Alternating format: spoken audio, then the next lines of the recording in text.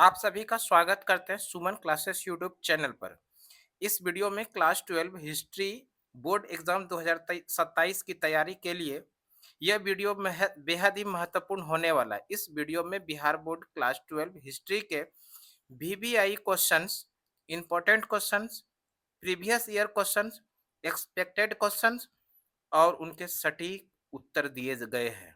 यदि आप 2027 की बोर्ड परीक्षा में अच्छे अंक प्राप्त करना चाहते हैं तो इस वीडियो के अंदर आप लोग अंत तक निश्चित रूप से जुड़े रहिए। प्रश्न इस तरह से है, बड़े पैमाने पर सोने के सिक्के किन राजाओं ने जारी किए थे। प्रश्न यहाँ से शुरू हो रहा है कि बड़े पैमाने पर सोने के सिक्के किन राजाओं ने जारी किए थे। बड़े पैमाने पर सोने के सिक्के से संबंधित प्रश्न पूछा गया है। उसके पहले सोने से संबंधित जितना भी प्रश्न है उन सभी प्रश्नों को देख लेते हैं, उसके बाद उन इस प्रश्न जो पूछा गया था उसका आंसर देखेंगे। सबसे पहले कि भारत में सबसे पहले सोने के सिक्के जारी करने का श्रेय किस राजवंश को जाता है। यानी भारत में सबसे पहले सोने के सिक्के किस राजवंश के शासकों ने जारी किया था। सबसे पहले सोने के सिक्के जारी करने वाले कौन सा राजवंश है। ये राजवंश है इंडो ग्रीक, जिसको कि हिंद यवन राजा कहा जाता है। हिंद यूनान के राजा कहा जाता है। इसको ये भी याद रखिएगा, हिंद यूनान हिंद यूनान के राजाओं ने भारत में सबसे पहले सोने के सिक्के जारी किए थे। ये सीधा सा सवाल है और ये भी प्रश्न इंपॉर्टेंट है, एग्जाम में देखने के लिए मिला है। भारत में सबसे पहले सोने के सिक्के जारी करने का श्रेय किस राजवंश को जाता है, तो वह इंडो ग्रीक, जिसको कि हिंद यवन शासक कहते हैं या हिंद यूनान के राजा कहते हैं। दूसरा प्रश्न है दूसरा प्रश्न है कि भारत में सबसे शुद्ध सोने यानी प्योर गोल्ड क्वाइंस किस वंश के शासकों ने जारी किए। यानी सोने के सिक्के जारी किए लेकिन शुद्ध सोने के सिक्के किसने जारी करवाए थे, तो ये शुद्ध सोने के सिक्के जारी करवाए थे कुषाण वंश के शासकों ने। कुषाण वंश के शासकों ने विशेषकर इसमें आता है कनिष्क और कडफिसेस, कुजुल विम कडफिसेस और कनिष्क ने के समय में। यानी इसको आप इस तरह से याद रख सकते हैं, भारत में शुद्ध सोने के सिक्के यानी प्योर गोल्ड कॉइन्स किस वंश के शासकों ने जारी किए थे, तो कुषाण वंश के शासकों ने। और कुषाण वंश के शासकों में भी अगर नाम पूछा जाएगा तो पहला नाम याद रखिएगा विम कडफिसेस, दूसरा नाम कनिष्क।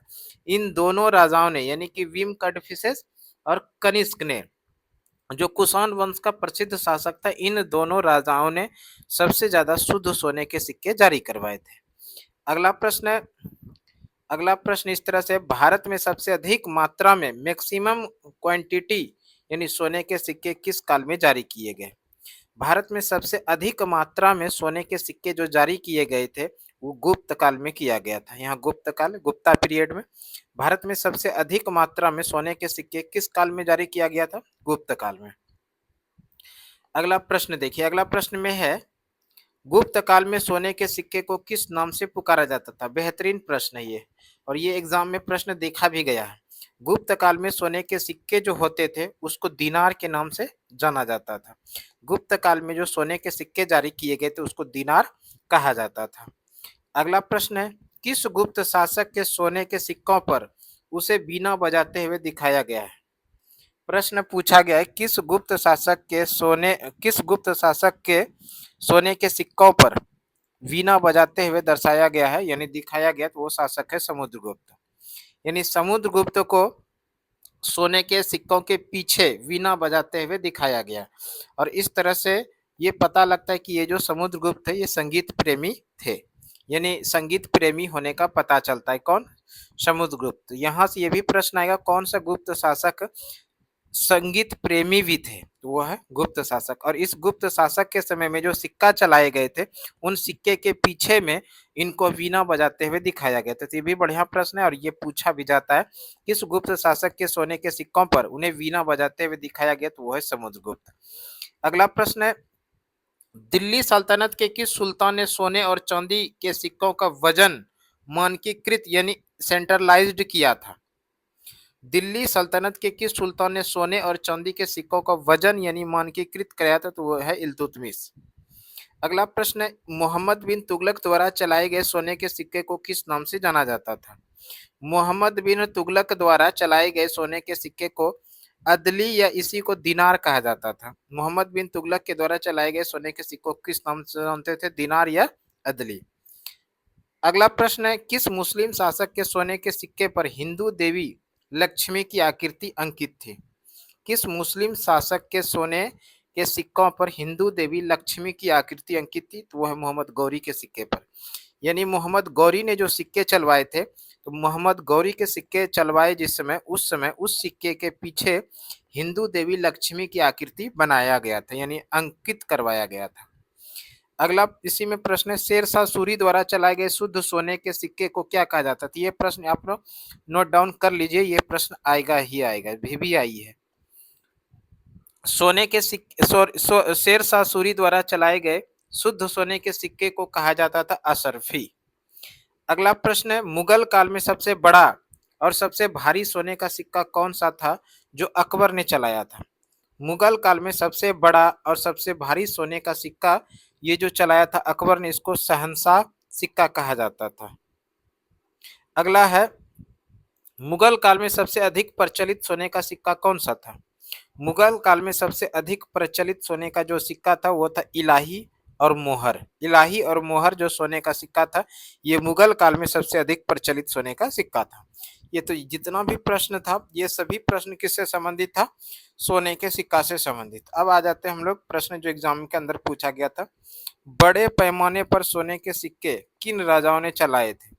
बड़े पैमाने पर सोने के सिक्के जो चलाए थे, अभी हम लोग पढ़े बड़े पैमाने पर सोने का सिक्का किसने चलवाया था, अभी हम लोग पढ़े थे भारत में सबसे शुद्ध सोना ये हो गया।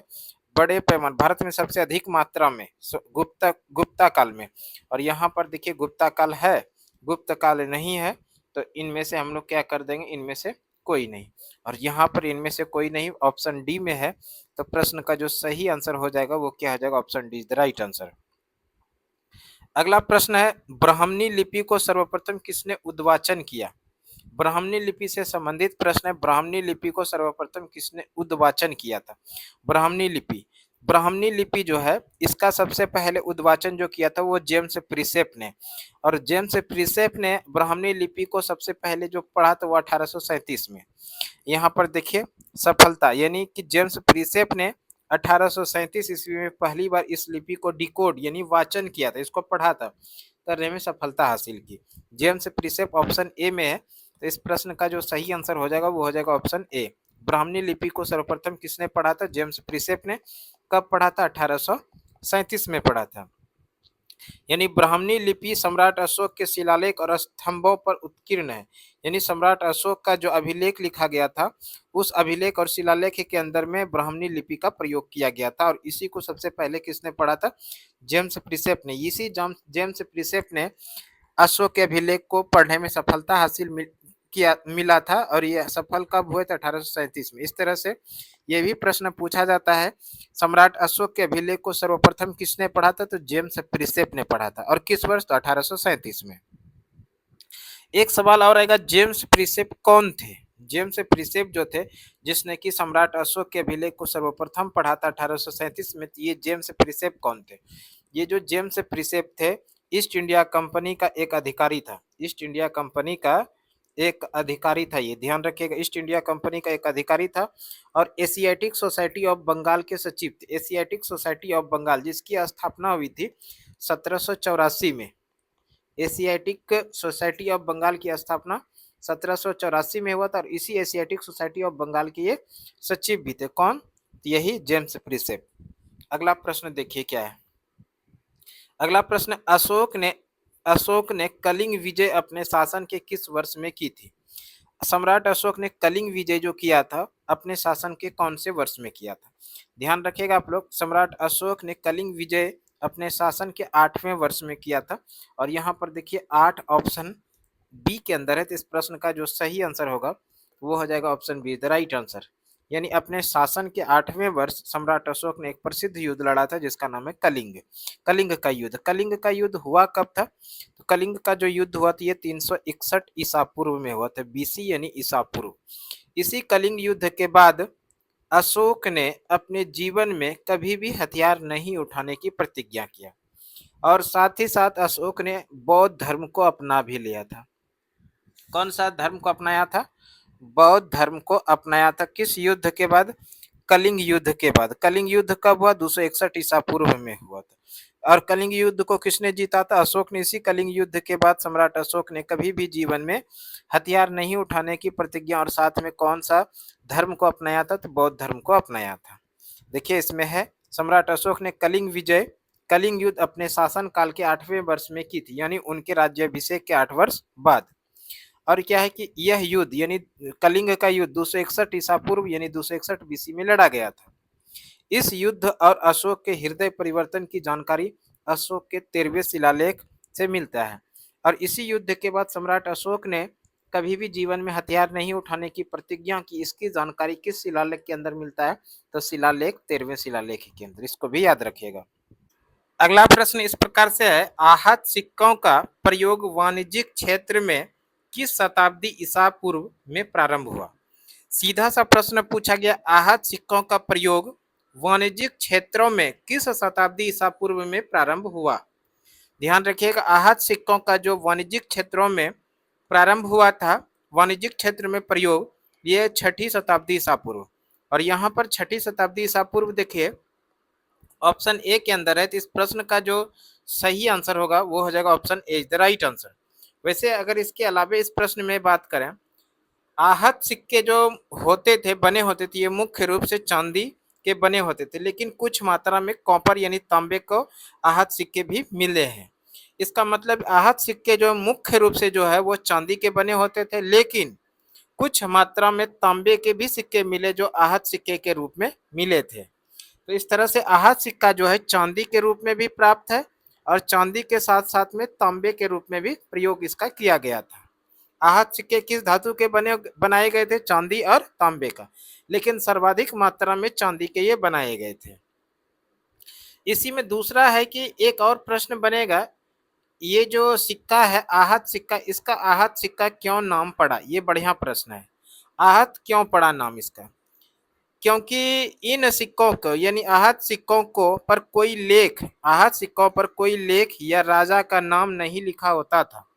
धातु के टुकड़े पर ठप्पा यानी पंच मारकर या आघात चोट पहुंचाकर विभिन्न प्रतीक जैसे सूर्य, पेड़, मछली, हाथी, सांड, अर्धचंद्र बनाए जाते थे। यह जो सिक्का होता था, ये सिक्का में किसी भी राजा का ठप्पा नहीं होता था। इसमें क्या होता था कि कोई भी मार कर इसके अंदर इसको पीट कर और इसमें किसी भी प्रकार का चिन्ह, प्रतीक चिन्ह दिया जाता था, जैसे सूर्य का, पेड़ का, मछली का, हाथी का, सांड का, अर्धचंद्र, इस तरह का दिया जाता था। इसलिए इसको क्या कहा गया था? आहत सिक्का। और एक प्रश्न बनेगा, प्राचीन भारतीय ग्रंथ जैसे पाणिनि का अष्टाध्यायी और बौद्ध धर्म ग्रंथों में कासार्पण यानी पुराण का धरण कहा गया। और ये जो सिक्का आता था इसको प्राचीन काल में कासार्पण के नाम से जाना जाता है। ये भी बढ़िया प्रश्न है। तो कासार्पण क्या है? कासार्पण एक सिक्का है जिसको आहत सिक्का कहा जाता था। और ये कासार्पण कब कहा गया? जिसमें कि पाणिनि का जो अष्टाध्यायी है, जिसमें बौद्ध ग्रंथ से संबंधित है ये, इसके अंदर इसको क्या कहा गया था? कासार्पण। और कसार ये जो है आहत सिक्का, यह भारत का सबसे प्राचीन सिक्के हैं, जिसका प्रचलन बुद्ध काल यानी 6ठी शताब्दी ईसा पूर्व से शुरू होकर मौर्य काल तक चरम पर था। यानी प्रश्न पूछा जाएगा भारत का सबसे प्राचीनतम सिक्का कौन सा है? वो है आहत सिक्का, जिसकी शुरुआत 6ठी शताब्दी ईसा पूर्व से शुरू होकर मौर्य काल तक चरम पर था। अगला प्रश्न देखिए क्या, अगला प्रश्न, कुल शब्द का अभिप्राय है। कुल किसको कहा जाता था? कुल शब्द का अभिप्राय जो है, कुल का जो शाब्दिक अर्थ है यहाँ पर वो है परिवार। और परिवार देखिए ऑप्शन बी के अंदर है, तो इस प्रश्न का सही आंसर हो जाएगा option B, the right answer. इसके अलावा परिवार से संबंधित जो है यानी कुल से जो संबंधित है कुछ और भी फैक्ट है, उसको देख लीजिए। इसमें कि घर, परिवार प्राचीन काल में कुल समाज की सबसे छोटी और बुनियादी इकाई यानी स्मॉलेस्ट यूनिट ऑफ सोसाइटी होती थी। कुल जो होता था समाज की सबसे छोटी और बुनियादी इकाई होती थी, जिसे आज हम परिवार कहते हैं। इसमें एक ही घर में रहने वाले सभी सदस्य शामिल होते थे। यानी आज जो परिवार है उसको पहले किस नाम से जाना जाता था? उसको पहले कुल के नाम से जाना जाता था। किसको कहते हैं? कुल। कुल जो कहते हैं समाज की सबसे छोटी और बुनियादी इकाई, जो स्मॉलेस्ट यूनिट ऑफ सोसाइटी होती थी, जिसे आज हम परिवार कहते हैं, उसी को पहले क्या कहा जाता था? कुल कहा जाता था। परिवार को ही कुल कहा जाता था। और यह परिवार ऑप्शन बी में है, तो प्रश्न का सही आंसर हो जाएगा option B, the right answer. अगला प्रश्न, आदि पर्वन यानी प्रथम अध्याय किस ग्रंथ से संबंधित है? आदि पर्वन यानी प्रथम ग्रंथ, ये प्रथम अध्याय ये जो संबंधित है, ये संबंधित है महाभारत से। और यहाँ पर महाभारत देखिए ऑप्शन सी में है, तो प्रश्न का जो सही आंसर हो जाएगा option C is the right answer हो जाएगा। एक प्रश्न यहाँ पर आप लोगों को ध्यान रखना है, विश्व का सबसे बड़ा महाकाव्य, ये प्रश्न पूछा जाता है, विश्व का सबसे बड़ा महाकाव्य, सबसे बड़ा महाकाव्य, विश्व का सबसे बड़ा महाकाव्य, विश्व का सबसे बड़ा महाकाव्य। यहाँ पर दो महाकाव्य है, एक तो महाभारत है, यहाँ पर महाभारत है, दूसरा क्या है, रामायण है। ये दोनों है विश्व का सबसे बड़ा महाकाव्य। महाभारत की बात करें, महाभारत की रचना जो क्या है, महर्षि वेदव्यास के द्वारा किया गया है, वेद व्यास के द्वारा, और जबकि रामायण की रचना महर्षि वाल्मीकि द्वारा किया गया। तो दोनों प्रश्न अलग अलग है। रामायण के लेखक कौन है, महर्षि वाल्मीकि जी है, जबकि महाभारत के लेखक महर्षि वेदव्यास है। और इस तरह से विश्व के अंदर दो बड़े महाकाव्य कौन कौन, एक रामायण दूसरा महाभारत। और इसके अलावा क्या कुछ है इसमें, महाभारत के पर्व, महाभारत महाकाव्य को अध्यायों में विभाजित किया गया है, जिन्हें पर्व कहा जाता था। महाभारत में कुल 18 पर्व है, जिनमें से सबसे पहला अध्याय आदि पर्व है। यही तो प्रश्न पूछा गया था, आदि पर्वन यानी आदि पर्व। और इसके अंदर महाभारत में कुल मिला के कितने अध्याय में इसको विभाजित किया गया है, 18 अध्यायों में। और इसका पहला ही अध्याय जो है उसको आदि पर्व के नाम से यानी आदि पर्वन के नाम से जानते हैं। अगला प्रश्न देखिए क्या, अगला प्रश्न, वैदिक काल में गोत्र से बाहर वैवाहिक संबंध को क्या कहा जाता था? वैदिक काल में गोत्र से बाहर वैवाहिक संबंध जो कहा जाता था उसको बहिर्विवाह कहा जाता था। बहिर्विवाह यहाँ पर देखिए ऑप्शन ए में है, तो प्रश्न का जो सही आंसर होगा वो हो जाएगा option A the right answer. यानी यहाँ पर वैदिक काल में गोत्र से जो बाहर विवाह किया जाता था उसको क्या कहा जाता था, बहिर्विवाह। इसके अलावा भी हम लोगों को ध्यान रखना है, बहिर्विवाह अपने गोत्र पिंड या कुल से बाहर विवाह करने की प्रथा को बहिर्विवाह कहा जाता था। यानी अपने गोत्र या पिंड या कुल से बाहर, गोत्र पिंड या कुल से जो बाहर विवाह किया जाता था उसी को क्या कहा जाता है, बहिर्विवाह कहा जाता था। वैदिक काल में एक ही गोत्र के लड़के लड़की को भाई बहन माना जाता था, इसलिए गोत्र से बाहर शादी करना अनिवार्य था। वैदिक काल में गोत्र के जो लड़के लड़की होते थे वो भाई बहन माने जाते थे, इसलिए गोत्र से बाहर शादी करना अनिवार्य था। अब इसी में एक ऑप्शन था अंतर विवाह, क्या है ये अंतर विवाह, अपने ही कबीले या जाति या वर्ग या समूह के भीतर विवाह करने की प्रथा को अंतर विवाह कहा जाता था। यानी अपने कबीला हो या अपने जाति हो या अपने वर्ग हो या अपने समूह हो, इन समूह के अंदर या अपने वर्ग के अंदर या अपने जाति के अंदर या अपने कबीले के अंदर विवाह अगर किया जाता था तो उसको अंतर विवाह कहा जाता था। एक और है ब्रह्म राक्षस विवाह। ब्रह्म राक्षस विवाह क्या है, युद्ध, ब्रह्म राक्षस विवाह को युद्ध विवाह भी कहा जाता था। क्यों कहा जाता था, जहां पराजित राजा की पुत्री या स्त्री जबरन विवाह कर लाया जाता था उसे ब्रह्म राक्षस विवाह कहा जाता था। तो इस तरह से ये इसके अंदर जो वैदिक काल में गोत्र से बाहर वैवाहिक संबंध कहा जाता था उसको बहिर्विवाह, जो ऑप्शन ए में है, तो ऑप्शन ए इस प्रश्न का सही आंसर हो जाएगा। इसके अलावा अंतर विवाह भी देख लिए और ब्रह्म राक्षस विवाह भी देख लिए। अगला प्रश्न देखिए क्या है, अगला प्रश्न है धर्म सूत्र में कितने प्रकार के विवाह का वर्णन है? धर्म सूत्र में, धर्म सूत्र के अंदर में जो विवाह का वर्णन है, धर्म सूत्र में विवाह का वर्णन वो 8 प्रकार के विवाह का वर्णन है। धर्म सूत्रों में विवाह का जो वर्णन है वो 8 प्रकार के विवाह का वर्णन है। और यहाँ पर 8 देखिए ऑप्शन डी के अंदर है, तो प्रश्न का सही आंसर हो जाएगा option D is the right answer. यहाँ पर देखिए ये दिया गया है मनुस्मृति में, कहाँ पर, मनुस्मृति के अंदर, मनुस्मृति में कितने प्रकार के विवाह का उल्लेख है, तो मनुस्मृति में 8 प्रकार के विवाह का उल्लेख। और 8 प्रकार ये कौन कौन सा है, मनुस्मृति में विवाह कुल 8 विवाहों में से पहला जो 4 विवाह है, जिसमें कि 4 विवाह ये ब्रह्मा, दैव, आर्ष और प्रजापत्य। ब्रह्मा, दैव, आर्ष और प्रजापति, ये 4 विवाह जो है, ये 4 विवाह को समाज में उत्तम और धर्म सम्मत माना जाता था।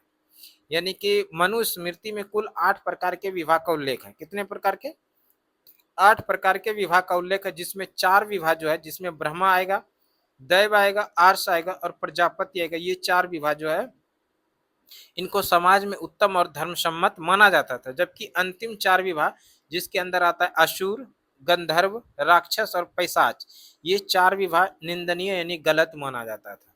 इसको भी ध्यान रखिएगा। अगला प्रश्न क्या है? अगला प्रश्न है पुरुष सूक्त किस वेद से संबंधित है? सीधा सा प्रश्न पूछा गया, पुरुष सूक्त किस वेद से संबंधित है? पुरुष सूक्त जो संबंधित वेद है ये है ऋग्वेद। और यहाँ पर ऋग्वेद देखिए ऑप्शन ए के अंदर है, तो प्रश्न का सही आंसर हो जाएगा option A is the right answer, यानी पुरुष सूक्त ऋग्वेद से संबंधित है। ऋग्वेद वेदों की संख्या 4 है, जिसमें सबसे प्राचीन का वेद ऋग्वेद है। सबसे प्राचीन का वेद कौन सा है? ऋग्वेद। और इसी ऋग्वेद से संबंधित कुछ प्रश्न यहाँ पर है, उसको भी देख लेते हैं। इसी में प्रश्न आएगा कि कौन सा मंडल पुरुष सूक्त के ऋग्वेद के 10वें मंडल में, पुरुष सूक्त अभी जो हम लोग पढ़े, पुरुष सूक्त किस वेद से संबंधित है? तो ऋग्वेद से संबंधित है। और यही पुरुष सूक्त ऋग्वेद के कम्मे मंडल से संबंधित है? 10वें मंडल से संबंधित है। इसको भी ध्यान रखिएगा। ये पुरुष सूक्त किस मंडल से? 10वें मंडल से संबंधित है। यहाँ पे ये प्रश्न भी पूछ सकता है, पुरुष सूक्त किस मंडल से संबंधित है ऋग्वेद के? तो 10वें मंडल से ये संबंधित है। अब अगर हम लोग बात कर रहे हैं ऋग्वेद में कुल मंडलों की संख्या कितनी है? ऋग्वेद में मंडलों की कुल संख्या की बात करें, ऋग्वेद में कुल मंडल जो है वो 10 है, जिसको अध्याय भी कहा जाता है। ऋग्वेद में कुल मंडलों की संख्या कितना है? 10। जबकि ऋग्वेद में सूक्तों की संख्या 1028। इसको भी ध्यान रखिएगा। ऋग्वेद में सूक्तों की संख्या कितना है? 1028 है। जबकि ऋग्वेद में ऋचाओं की संख्या 10,462। इसको याद रखिएगा। ऋग्वेद में ऋचाओं यानी मंत्र की संख्या कितना है? 10,462। ऋग्वेद चारों वेदों में सबसे प्राचीन का वेद है। और इस ऋग्वेद में कुल कितने मंडल हैं? ऋग्वेद में मंडलों की संख्या की बात करें तो कुल मिला के 10 मंडल है, जिसको अध्याय भी कहते हैं। और इसी ऋग्वेद में सूक्तों की संख्या की बात करें तो 1028 सूक्त है, जबकि ऋचाओं की बात करें तो 10,462 ऋचाएं हैं। अगला प्रश्न देखिए क्या? अगला प्रश्न है मंदसौर अभिलेख जिसमें रेशम बुनकरों की श्रेणी का वर्णन है कहाँ मिला है? मंदसौर अभिलेख जिसमें रेशम बुनकरों की श्रेणी का वर्णन मिला, ये मध्य प्रदेश से मिला है, और मध्य प्रदेश का मंदसौर जिला। और यहाँ पर देखिए मध्य प्रदेश जो है ऑप्शन सी के अंदर है, तो इस प्रश्न का जो सही आंसर हो जाएगा वो हो जाएगा ऑप्शन सी यानी मध्य प्रदेश। अगला प्रश्न देखिए क्या है? अगला प्रश्न पूछा गया है निम्नलिखित में कौन शूद्रक की रचना है? इसमें कुल मिला के 4 पुस्तक दिया गया है, रचना दिया गया है। इसी में बताना है कौन सी रचना जो है शूद्रक का है। शूद्रक की रचना जो वो मृच्छकटिकम है। मृच्छकटिकम की रचना किसने किया? शूद्रक ने। और मृच्छकटिकम ऑप्शन ए में है, तो प्रश्न का सही आंसर हो जाएगा option A the right answer. अगर बात करें मुद्राक्षस, इसके लेखक कौन है? इसके लेखक मुद्राक्षस के लेखक है विशाख दत्त। विशाख दत्त इसकी रचना, मुद्राक्षस की रचना किसने किया? विशाख दत्त ने। अगला प्रश्न क्या है? अगला प्रश्न में है मातंग जातक किस भाषा में रचित ग्रंथ है? पहले ये समझिए मातंग जातक ये किस भाषा, किस धर्म से संबंधित ग्रंथ है? ये मातंग जातक जो है ये बौद्ध धर्म से संबंधित है। और ये जो मातंग जातक किस भाषा से संबंधित ग्रंथ है? ये भाषा जो है ये पाली भाषा से संबंधित है। पाली यहाँ पर ऑप्शन ए में है, तो इस प्रश्न का सही आंसर हो जाएगा option A is the right answer. आज का क्लास हम लोग इतना ही रहने दीजिए। अगले क्लास में फिर से आगे इसका जितना भी प्रश्न होगा उन सभी प्रश्नों